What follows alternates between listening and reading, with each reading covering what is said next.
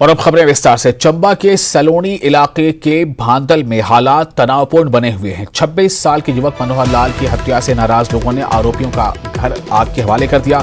Police भी भीड़ के गुस्से के आगे बेबस नजर आई। देखते देखते आरोपियों का घर जलकर राख हो गया। हत्याकांड को लेकर बीते 9 तारीख से ही इलाके में तनाव बना हुआ था। बावजूद इसके पुलिस नाकाम दिखाई दी। आपको बता दें कि 6 तारीख से मनोहर नाम का युवक लापता था, जिसकी लाश 9 जून को एक नाले में बोरे से बरामद हुई थी। शव के कई टुकड़े कर दिए गए थे और उसे बोरे में बंदकर नाले में फेंक दिया गया था। हत्या का आरोप एक मुस्लिम लड़की के परिवार वालों पर लगा। पुलिस ने लड़की के परिवार के 3 लोगों सहित कुल 6 लोगों को गिरफ्तार भी किया गया था। साथ ही लड़की की 2 नाबालिग बहनों को भी हिरासत में लिया गया। पुलिस ने जांच के लिए SIT भी गठित कर दी थी, लेकिन जिस तरह से शव के टुकड़े किए गए थे उससे लोगों में गुस्सा था। साथ ही कुछ संगठनों ने इसे धार्मिक रंग देने की भी पूरी कोशिश की, जिसके बाद आक्रोशित लोगों ने आरोपियों के घर को आग के हवाले कर दिया।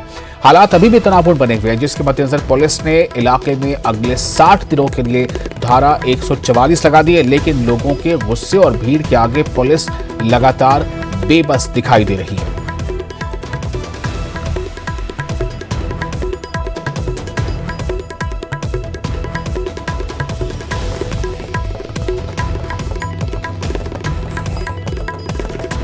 और इस मामले पर ज्यादा जानकारी के लिए और ताजा स्थिति के लिए बात करते हैं अपने संवाददाता हेम ठाकुर से।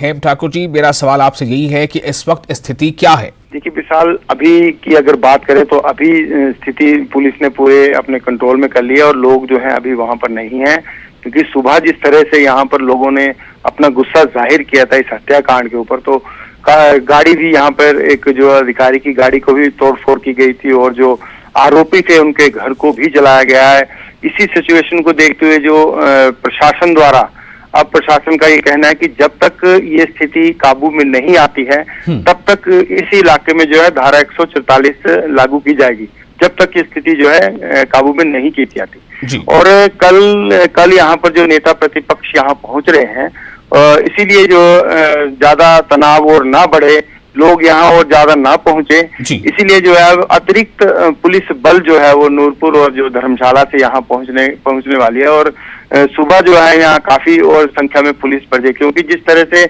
घर जला था और पुलिस वहां पर मौजूद थी और फिर भी उसके बावजूद वो घर जला दिया गया, तो इसी स्थिति को देखते हुए और ज्यादा लोगों को सुरक्षा प्रदान की जाए, इसी मकसद के तहत जो है पुलिस ने और अतिरिक्त बल को वहां भेज दिया है। अब सुबह वो वहां पहुंच जाएंगी और भी ज्यादा जो नेता है, राजनेता है, वहां पहुंचने की कोशिश करेंगे।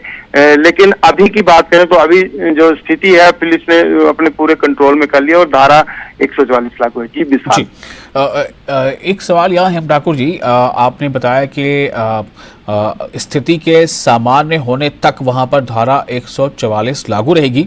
ऐसे में जो दौरा होने वाला है कई पार्टी के नेताओं का, या फिर यूँ कह लें कि विपक्षी पार्टी के नेताओं का, तो क्या ये दौरा होगा? पुलिस उन्हें जाने देगी, मिलने देगी परिवारों से? देखिए, अब पुलिस का तो पूरी कोशिश रहेगी कि ये जो राजनेता बड़े, क्योंकि ये बड़े नाम हैं और इनके साथ काफी लोग जुड़े होते हैं और पार्टी के जितने भी लोग होंगे वो वहां पहुंचने की पूरी कोशिश करेंगे।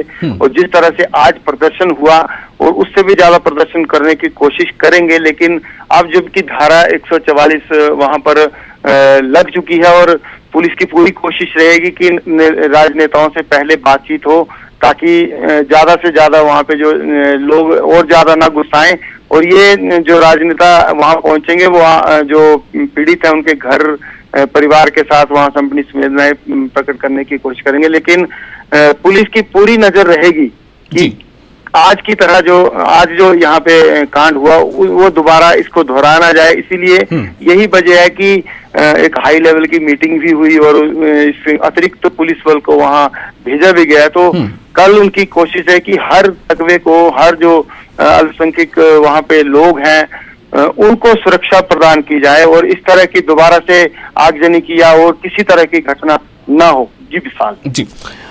हेम ठाकुर जी, बस एक सवाल और ये था इसके साथ जुड़ा हुआ कि जहां पर भी ये घर जलाया गया है उसके आसपास ऐसे तस्वीरों में तो दिख रहा है कि वो बिल्कुल शायद एक अकेला ही घर था। आप बता पाएंगे बेहतर कि उसके आसपास और कितने घर थे और उन घरों में जो लोग भी रहने वाले हैं क्या उनकी सुरक्षा के लिए या फिर ये कि उनमें कोई ऐसा डर का माहौल बना हुआ है तो उसे दूर करने के लिए प्रशासन के और क्या उपाय किए जा रहे हैं? जी बिल्कुल, जिस वक्त इस घर को आग के हवाला किया जा रहा था उस वक्त जो है वहाँ का जो लोकल पंचायत प्रतिनिधि वगैरह और जो स्थानीय लोग थे वहां पर पहुंच गए थे और आग पर काबू पाने की कोशिश की जा रही थी, लेकिन वहां पर आग बुझाने के कोई पुख्ता इंतजाम नहीं थे। इस वजह से वो घर तो पूरी तरह से आग की लपेट में आ गया, लेकिन उसके साथ में एक दो घर और थे, उन घरों को जो था उन्होंने बचा लिया है और उसको आग की चपेट में आने से रोक लिया गया है। लेकिन जो वो घर था वो पूरी तरह से अब जल चुका है। जिस चीज की मांग कर रहे थे, जो ये लोग जिस चीज की मांग कर रहे थे कि जो ये आरोपी है इसके पास जो है वो काफी कुछ भी असला भी हो सकता है, क्योंकि पहले भी ये एक दो मामलों में संदिग्ध पाया गया था, इस पे शक की नजर से देखा जाता था। तो अब लोग मांग करें इसके घर की जो है तलाशी ली जाए। अब यहाँ सवाल ये उठता है कि अगर वो मांग कर रहे थे कि इसके घर की तलाशी ली जाए तो वहां तो घर पूरी तरह से जलकर राख हो चुका है, तो अब पुलिस वहां पर क्या जो है वो छानबीन करेगी। तो इस तरह के बहुत से लोगों में आपस में काफी बातचीत हो रही है, हर गलियारे में इसी पर चर्चा हो रही है, लेकिन अब तक जो तनाव वहां बढ़ा है उसके लिए सभी लोग चिंतित है और उसमें लोगों में आसपास के गांव हो चाहे कोई चंबा जिला हो, हर क्षेत्र में जो दहशत का माहौल बना हुआ है। लेकिन पुलिस पूरी कोशिश कर रही है और लोगों को आश्वस्त कर रही है कि आगे के लिए इस तरह का जो माहौल नहीं बनने दिया जाएगा। जी विशाल। चलिए, बहुत शुक्रिया हेम ठाकुर जी आपका तमाम जानकारी के लिए। और इसी के साथ हम अब खबर में और आगे बढ़ते हैं। आपको बताएं कि चंबा में हत्या का जो आरोपियों का घर जलाने के बाद सीएम सुक्खू ने पुलिस प्रशासन को सख्त निर्देश दिए हैं। राज्य के अल्पसंख्यक परिवार की सुरक्षा के निर्देश दिए गए हैं। सभी थानों को अलर्ट पर रहने और गश्त बढ़ाने के निर्देश दिए गए हैं। सीएम ने सभी जिलों के डीसी और एसपी के साथ हाई लेवल मीटिंग की। मीटिंग में एडीजीपी लॉ एंड ऑर्डर अभिषेक त्रिवेदी और एडीजीपी सीआईडी सतवंत अटवाल बैठक में शामिल हुए थे, जिसमें अल्पसंख्यक परिवार की सुरक्षा का निर्देश दिया गया है। एडीजीपी लॉ एंड ऑर्डर अभिषेक त्रिवेदी ने कहा है कि जिस भीड़ ने घर में आग लगाई है उसके कुछ राजनीतिक दल के लोगों भी शामिल थे, यानी कि जो भीड़ आग लगाने में शामिल थी उस भीड़ में कुछ राजनीतिक दल के लोग भी शामिल थे। खाली घर को आग लगाई गई है। पुलिस पर भी पथराव हुआ है। जिस युवक की हत्या की गई है उसका परिवार की लड़की के साथ प्रेम प्रसंग बताया जा रहा था, जो परिवार को पसंद नहीं था। इसी चलते लड़की को घर पर बुलाकर उसकी हत्या की गई, ऐसी बात सामने आ रही है। और फिर शव को ठिकाने लगाने के लिए उसके टुकड़े किए गए थे, ये भी बात सामने आ रही है। गुमशुदगी की रिपोर्ट मिली थी, उसके बाद 9 तारीख को जब जांच की गई तो शव के टुकड़े मिले हमें, जो हमें पता लगा कि इनका जो एक किसी समुदाय की लड़कियों से कुछ संबंध थे, उसके परिवार ने इसके सिर पे वार किया था और उसकी मौत हो गई। और उस लाश को ठिकाने लगाने के लिए उन्होंने उसको टुकड़ों में काट कर भेजा। उसके बाद इस परिवार के पूरे 5 लोग तो पुलिस द्वारा गिरफ्तार कर लिए गए, शव का पोस्टमार्टम करा लिया गया। उसके लगभग 6-7 दिन बाद कुछ लोगों ने इस मुद्दा बनाया और आज किहार थाने का घेराव किया। वहां पर पुलिस से धक्का मुक्की की, पथराव किया, एसडीपीओ की गाड़ी भी तोड़ी। उनकी कुछ कई और मांगे थी जिसपे जांच की जा रही है। पुलिस ने और प्रशासन ने अपनी पूरी कार्रवाई कर दी है। आज डीसी और एसपी चंबा मौके पे गए थे, उन्होंने उनको जाके कंपनसेशन दिया है जो मृतक के परिवार को। पर ये गुस्साई भीड़ जिसमें कुछ राजनीतिक लोग भी जुड़े हुए थे, उन लोगों ने इसको किया और उकसाया और उन्होंने जो उनके खाली घर थे और कुछ जो पशुओं के लिए घर बने उसको आग भी लगा दी गई, जिसको डीसी एसपी और पुलिस ने रोकने की कोशिश की, पर उनकी तादाद काफी ज्यादा थी। लेकिन अभी जो उत्तरी क्षेत्र के डीआईजी हैं वो एसपी नूरपुर और उनके साथ काफी संख्या में पुलिस बल चंबा की ओर रवाना हो गए हैं। स्थिति तनावपूर्ण है लेकिन कंट्रोल में है, शांत है। और अभी मुख्यमंत्री जी ने इसकी बैठक ली है और पूरे प्रदेश के जितने सभी जिले हैं जहां पर हमें जहां पर लगता हो कि आशंका, सबको निर्देश दिए गए हैं कि बिल्कुल रात में पेट्रोलिंग रखें और चौकस रखें। विशेषकर जो बॉर्डरिंग इलाके जहां माइनॉरिटी कम्युनिटी के लोग हैं वहां दिशा निर्देश दिए गए हैं कि वहां पर आप एकदम पूरी रात इस पर नजर रखें और कोई अप्रिय घटना न होने पाए। और इस पूरी घटना पर जो अब तक वहां पर हुई है और जिस तरह से वहां लॉ एंड ऑर्डर अब ऐसा लग रहा है कि एक्टिव हुआ है, इस पर हम बातचीत करेंगे। हमारे साथ मौजूद है हमारे संवाददाता रणवीर। काफी कुछ वहां पर जो है घटना लगातार होती रही है और अब जो आपने पहले भी रिपोर्ट दी कि सीएम ने हाई लेवल मीटिंग की है, तो इस मीटिंग का उद्देश्य क्या रहा, इस मीटिंग में क्या दिशा निर्देश रहे और इस वक्त स्थिति का आकलन किस तरह से किया जाए? जी हाँ, देखिए इस मामले में एक और अपडेट आपको दे दें। मुख्यमंत्री ने सभी जिला के जो उपायुक्त हैं जी। और जो एसपी हैं, सबसे जो है एक वर्चुअल बैठक की है। देखिए, चंबा जिला के सलूनी में जो ये नृशंस हत्याकांड हुआ है, उसको लेकर हालांकि जो प्रारंभिक जांच है, जो एडीजीपी कह रहे हैं अभिषेक तिवारी कि फिलहाल किसी तरह का कोई धार्मिक एंगल इसमें नजर नहीं आता, धार्मिक उन्माद का कोई ऐसा मामला नजर नहीं आता, लेकिन फिर भी एहतियात जो है बरतनी होगी। पूरे प्रदेश में हाई अलर्ट किया गया है, सभी थानों को निर्देश दिए गए हैं कि चौकसी जो है वो बढ़ाई जानी चाहिए, क्योंकि किसी की भी देखिए जो घटना है, जाहिर सी बात है कि गुस्सा बहुत ज्यादा है लोगों में। जो तस्वीरें जो वायरल हुई है वो अपने आप में विचलित करने वाली है। तो किसी तरह की कोई ऐसी घटना कहीं पर ऐसा ना हो प्रदेश में जिससे कोई लॉ एंड ऑर्डर की सिचुएशन पैदा हो। इसी लिहाज से ये बैठक की गई और निर्देश इसमें दिए गए हैं। खासकर जो बॉर्डरिंग इलाके हैं और कुछ ऐसे इलाके हैं जहां पर जो माइनॉरिटी के लोग ज्यादा है, अल्पसंख्यक जहां पर ज्यादा है, कि वहां पर किसी तरह की कोई अनहोनी ना हो, इसलिए एहतियातन ये फैसला जो है लिया गया है। ये निर्देश जो है सभी जिलों के एसपी और डीसी को दिए गए हैं। एडीजीपी ने यह भी बताया कि हालांकि स्थिति जो है वहां पर नियंत्रण में है, लेकिन तनावपूर्ण माहौल है।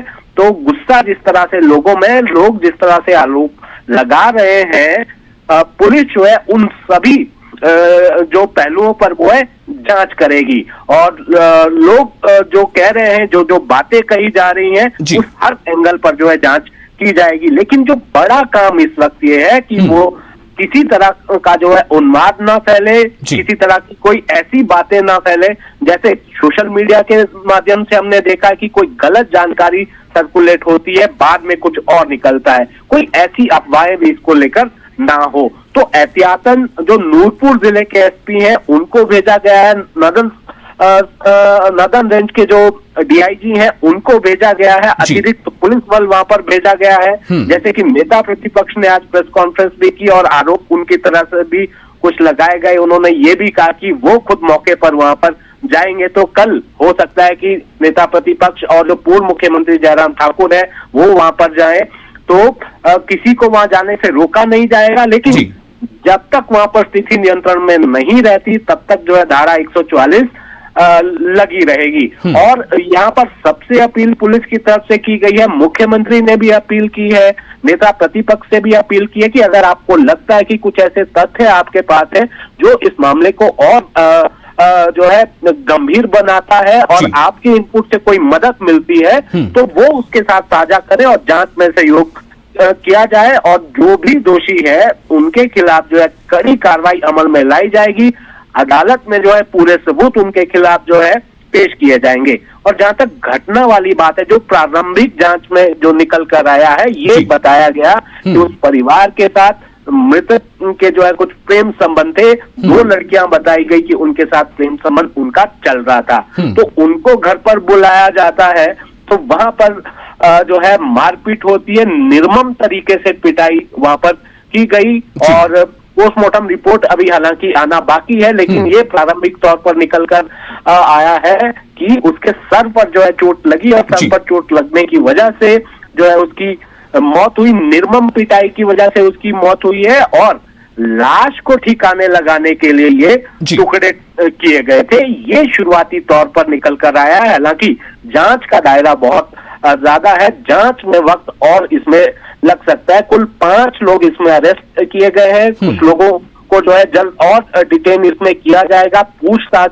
इसमें की जाएगी। जो जांच का दायरा है और बढ़ाया जाएगा, जिसमें चाहे वो संपत्ति इकट्ठा करने का मामला हो, पूर्व में अगर कहीं जो आरोपी है उसका परिवार, कोई भी सदस्य अगर कहीं किसी गलत गतिविधि में संलिप्त पाया गया है, कोई क्रिमिनल हिस्ट्री हो, तो इन पहलुओं पर भी जांच यहाँ पर की जाएगी। तो कुल मिलाकर यहाँ पर राज्य सरकार के सामने सबसे पहली ये चुनौती है कि जो लॉ एंड ऑर्डर सिचुएशन है वो कायम रहे। जो जनता है, जो चाहती है, जो न्याय चाहती है, वो भरोसा जो है, निष्पक्ष जांच का भरोसा राज्य सरकार की तरफ से दिया जा रहा है। ऐसा जो है मुख्यमंत्री की तरफ से भी कहा गया, एडीजीपी लॉ एंड ऑर्डर की तरफ से भी यही बात कही गई है। और इसमें अभी जांच होना बाकी है जी। और बहुत सारे सबूत इसमें इकट्ठा किए जाने, टेक्निकल एविडेंस इकट्ठा किए जाने बाकी है, कुछ फिजिकल एविडेंस जो है इकट्ठा किए गए, साइंटिफिक एविडेंस जो है इसमें इकट्ठा किए गए हैं। लेकिन जाहिर सी बात है कि इतना नृशंस ये हत्याकांड है, इस मामले की जांच में थोड़ा समय अभी जरूर लगेगा। बिल्कुल रणवीर, बहुत शुक्रिया आपका तमाम जानकारी विस्तार से देने के लिए। ब्रेक के बाद एक बार फिर आपका स्वागत है न्यूज़ 18 JKH पर। आप देख रहे हैं अपना हिमाचल। बात हो रही थी मनोहर हत्याकांड को लेकर, तो उस मामले पर चंबा में बिगड़े हालात पर सीएम सुक्खू ने लोगों को शांति बनाए रखने की अपील की है। सीएम ने कहा है कि जब आरोपी गिरफ्तार हो चुके हैं, कानून अपना काम कर रहा है, तो लोगों को घर फूकने की क्या जरूरत थी। उन्होंने कहा कि कुछ लोग मामले को सांप्रदायिक रंग देने में जुटे हैं, वो ऐसा न करें, भय का माहौल न बनाए। उन्होंने कहा कि सरकार हर तरह की जांच के लिए तैयार है। अगर विपक्ष आता है तो सरकार NIA जांच के लिए भी तैयार है, लेकिन जो हो रहा है वो न हो।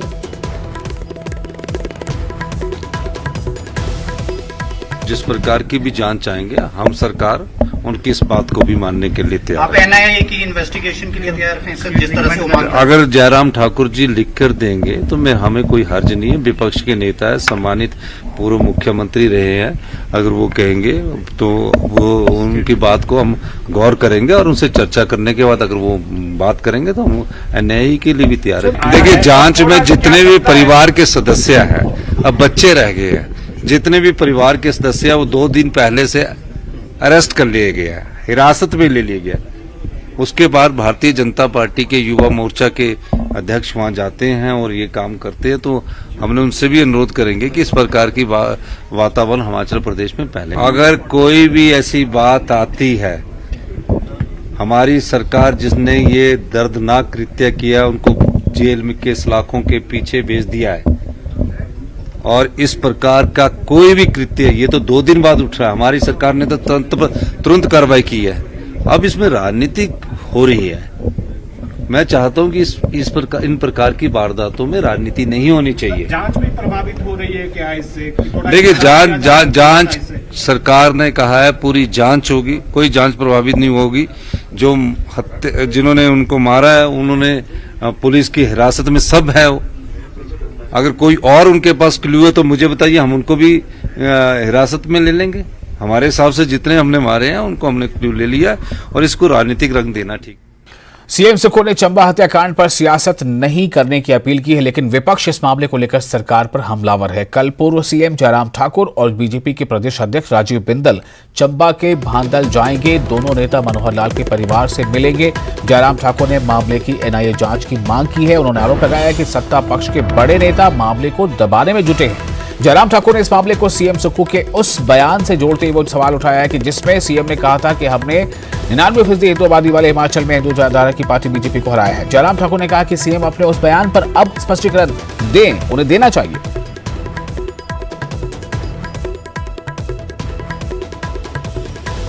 और मेरा यह मानना कि उसको इस प्रकार का मामला ना माना जाए, कि निजी मामला बिल्कुल भी निश्चित रूप से नहीं लगता है। और इस षड्यंत्र के पीछे जो भी लोग हैं, जो भी प्रभावशाली लोग हैं, वो भी बेनकाब होने चाहिए। और जो मुजरिम है इसके खिलाफ सख्त से सख्त कार्रवाई होनी चाहिए। और जो भारतीय जनता पार्टी की ओर से हमारी मांग है कि NIA के माध्यम से, नेशनल इन्वेस्टिगेटिंग एजेंसी के माध्यम से इसकी जो जांच हो। और मुझे लगता है कि निश्चित रूप से इस व्यक्ति के तार बहुत जगह जुड़े हुए होंगे और बहुत सारी देशद्रोही गतिविधियों में भी इसकी संलिप्तता ऐसे में हो सकती है। इस बात से भी इनकार नहीं किया जा सकता। तो ये जो आप तस्वीरें देख रहे हैं, ये तमाम तस्वीरें दरअसल चंबा में जो मामला था, जो एक मनोहर नाम का एक लड़का था, उसकी हत्या हुई थी। और उसकी हत्या को लेकर लगातार इस पर सवाल उठ रहे थे कि आखिर हत्यारा कौन है, किसने हत्या की है। और जैसा कि सीएम ने भी कहा है और ADGP लॉ एंड ऑर्डर अभिषेक त्रिवेदी जी ने कहा है कि ये दरअसल एक प्रेम प्रसंग से जुड़ा मामला था। और जैसा उन्होंने बताया, और उसके बाद जो हत्या हुई है वो बहुत ही निर्मम तरीके से हत्या की गई। और हत्या के बाद लाश को ठिकाने लगाने की एक जो है नाकाम कोशिश की गई। और उसके बाद धीरे धीरे लोगों में गुस्सा पनपता रहा। लेकिन जो सीएम सुक्खू ने कहा कुछ देर पहले, उनका यह स्टेटमेंट था, उन्होंने ये कहा है कि जब इस पर कार्रवाई हो रही है, जिसकी हत्या हुई है उसके जितने भी आरोपी थे वो तमाम आरोपी गिरफ्तार कर लिए गए हैं, यहाँ तक कि जो अंडर एज थे वो भी जो है हिरासत में है। तो ऐसे में जब कानून अपना काम कर रहा है और लगातार इस पर कार्रवाई चल रही है, जो आरोपी वो गिरफ्तार किए जा चुके हैं और अगर कोई और भी क्लू है तो वो हमारे सामने लाया जाए, हम उस पर कार्रवाई करेंगे। लेकिन इस तरह से स्थिति को सांप्रदायिक रंग देना जो है ये ठीक नहीं है, ये कहना था सीएम सुक्खू का। और इस वक्त हमारे साथ राजीव बिंदल जी जुड़ चुके हैं, बीजेपी के प्रदेश अध्यक्ष हैं। राजीव बिंदल जी, आपका स्वागत है न्यूज़ 18 JKLH में। ये जो स्थितियां वहां पर बन गई हैं, ये स्थिति आखिर इस तरह से क्यों बन गई, और जो घर को आग लगा दिया गया है, जबकि ADGP लॉ एंड ऑर्डर है अभिषेक त्रिवेदी, उनका कहना है कि जो भी आरोपी हैं वो गिरफ्तार किए जा चुके हैं, तो ये स्थिति ऐसी क्यों हो गई? यही तो हम भी सरकार से पूछना चाहते हैं कि पहले तो एक दलित परिवार के 21 साल के बालक को मार मार के उसको जान से मारा, उसके टोटे कर दिए। इतनी भयानक घटना के बाद सरकार चेती नहीं और लोगों में वहां पर क्या माहौल है वो सरकार को पता नहीं लगा। हम यही तो सरकार से पूछना चाहते हैं, सांप्रदायिक रंग देने की जो बात कर रहे हैं, उन्होंने वहां पर स्थितियों को नियंत्रित क्यों नहीं किया? क्यों उनको पहले? हम तो इस बात को लेकर के परेशान है कि हिमाचल की शांति को भंग करने में वर्तमान सुखविंदर सिंह सुक्खू सरकार ने ये क्या किया है, या ये वहां पर ऐसी स्थितियां निर्मित होती अगर सरकार जागृत रहती। अगर जो वो भारतीय जनता पार्टी को कह रहे हैं कि वो सांप्रदायिक रंग देने की बात कर रहे हैं, माननीय सुखविंदर सिंह सुक्खू जी ने जब सरकार बनाई जीते तो उन्होंने हिमाचल से बाहर जाकर के दिल्ली की बड़ी कॉन्फ्रेंस के अंदर स्टेटमेंट दी है। राजीव बिंदल जी, सवाल यहाँ पर ये है कि एक हत्या का मामला था, आरोपी गिरफ्तार कर लिए गए थे, SIT की जांच हो चुकी थी। कह रहा हूं कि लोकल पब्लिक को जब SIT की जांच हो चुकी थी, तब जिस किसी ने भी इस तरह की घटना की है, जिसने किसी ने भी कानून को अपने हाथों में लिया है, क्या ये तरीका सही है? इस प्रकार की घटना क्यों करने दी उनको? वहां पर जो स्थितियां थी उसको लॉ एंड ऑर्डर को कंट्रोल क्यों नहीं किया उन्होंने? बिल्कुल, ये सवाल आपका जायज है। ये सवाल आपका जायज है कि सरकार ने सरकार क्या कर रही थी? सोई हुई थी। उनको ये अनुमान नहीं हुआ कि इतनी भयानक घटना हुई है। जो लोकल गांव के लोग हैं वो लोग उत्तेजना में होंगे, उनको शांत करना, ठीक ढंग से रखना, ये सरकार की ड्यूटी नहीं थी क्या? ADGP लॉ एंड ऑर्डर अभिषेक त्रिवेदी कह रहे हैं कि भीड़ में कुछ राजनीतिक दलों के लोग भी शामिल थे। राजनीतिक दल के लोग के ऊपर दोषारोपण कर रहे हैं।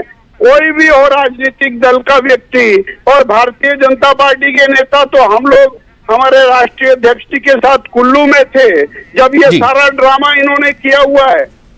और हमारा ये कहना है कि जब इतनी बड़ी घटना होगी, प्रदेश सरकार का कोई मंत्री वहां पर जाता, सब लोगों को शांत करता और उसको पहले दिन अरेस्ट करता, कहाँ किया? नहीं, आपका सवाल बिल्कुल जायज है कि सरकार ने इस मामले की गंभीरता को क्यों नहीं लिया। अगर नहीं लिया तो क्यों नहीं लिया? ऐसी स्थितियां क्यों बन गई? ADGP लॉ एंड ऑर्डर कह रहे हैं कि भीड़ जिसने आग लगाई उसमें राजनीतिक दलों के लोग शामिल थे। उनका इशारा किधर है मैं नहीं बता सकता। मेरा आपसे सवाल, राजीव बिंदल जी, मेरा आपसे सवाल ये कि क्या कल आप उस इलाके में जाने वाले हैं? क्या आपका दौरा होगा? हम उस जो पीड़ित परिवार है उसको मिलना, उनको और सांत्वना देना जी, इस और लक्ष्य को लेकर के मैं और लीडर ऑफ ऑपोजिशन जी हम वहां जाने के लिए निकले हैं। और लॉ एंड ऑर्डर जी ठीक रहे, ये हमारी भी जिम्मेवारी है। हम उसको कहीं भी हाथ में लेने की बात नहीं कर रहे हैं। लेकिन आप इससे पहले क्यों नहीं गए? हाँ जी, या आप इससे पहले क्यों नहीं गए? अरे हमारे विधायक गए, उन्होंने नहीं, आप इससे पहले क्यों नहीं गए? हत्या तो काफी दिन पहले की बात है, आप अब तक क्यों नहीं गए? हत्या कितने दिन पहले? ये कह रहा हूं कि सरकार ने जब कार्रवाई नहीं की जी, उसके बाद हमारे वहां के स्थानीय कार्रवाई तो वही तो बता रहे हैं, एडीजीपी कह रहे हैं कि जो आरोपी है वो गिरफ्तार हैं, सलाखों के पीछे आरोपी हैं। कब गिरफ्तार हुए? जब वहां पर कल सैकड़ों लोगों ने थाने का घेराव किया, उसके बाद किए इन्होंने। जी, तो कल आप वहां पर जाने वाले हैं, क्या आपको नहीं लगता कि शायद ये समय अभी जाने का नहीं है? हो सकता है कि इसको लेके वहां पर थोड़ी और स्थितियां, पता नहीं उस पर किस तरह का असर पड़े। ठीक है, हमारे को एडवाइजरी जारी करें, हम उसको फॉलो करेंगे, हम उससे कोई मुकरते नहीं है, परंतु सवाल ये है कि सरकार ने क्या किया? वो दूसरों पर दोषारोपण करने के लिए इन्होंने कहा कि 97% जो हिंदू सरकार को और क्या करना चाहिए था? मैं ये जानना चाह रहा था आपसे कि जब सीएम ये कह रहे हैं कि जो आरोपी हैं वो सलाखों के पीछे हैं, यहां तक कि जो अंडर एज थे वो भी हिरासत में लिए गए हैं, तो और इसकी जांच चल रही है, तो इसका मतलब ये है कि और क्या मांग थी, क्या जांच होनी चाहिए थी? उसके अंदर 3-4 इश्यूज बड़े इंपॉर्टेंट हैं। आपने बहुत अच्छा सवाल किया है। सवाल ये है कि एक साधारण सा व्यक्ति जी, वो कोई मर्डर, कोई ऐसी चीज तो शायद किसी भावावेश में कर दे, परंतु क्या वो शरीर के टोटे टोटे कर सकता है? यानी इसका अर्थ है कि पीछे कोई ना कोई जराइम पेशा मानसिकता है जी, नंबर 1। तो क्या कानून इसे हैंडल ना करे? क्या इसे कानून हैंडल ना करे? क्या इसके लिए कानूनी एजेंसियां नहीं है, पुलिस नहीं है? आखिर कौन इसका जो है, इसको कानून को अपना काम करने देना चाहिए, जो सीएम कह रहे हैं? मिनट दीजिए। दूसरा सवाल ये खड़ा होता है कि वहां के लोकल लोगों ने स्टेटमेंट्स दिए हैं कि ये व्यक्ति और बहुत बड़ा ऐसा व्यक्ति है जो सिर्फ 3 बीघा जमीन होने के बाद और इसके पास करोड़ों रुपया बैंक बैलेंस है। राजीव जी, समय की कमी है, मैं क्षमा चाहता हूं, समय अब वापस कम रह गया, लेकिन मैं सिर्फ इतना कहना चाहता हूं कि सीएम ने यह भी कहा है कि अगर वो एनआईए की जांच चाहते हैं तो वो कहें, वो लिख कर दें, हम उसके लिए भी तैयार हैं। बहुत शुक्रिया आपका न्यूज़ 18 JKL से बातचीत करने के लिए। राजीव बिंदल जी थे जो हमसे बातचीत करते हुए बता रहे थे कि किस तरह से सरकार ने यहां पर लापरवाही बरती है, सरकार ने मामले की गंभीरता को समझा नहीं और नतीजा यह है कि हालात इस मोड़ पर आ पहुंचे। और इसी के साथ इस बुलेटिन में फिलहाल इतना ही। आप बने रहें न्यूज़ 18 JKL के साथ।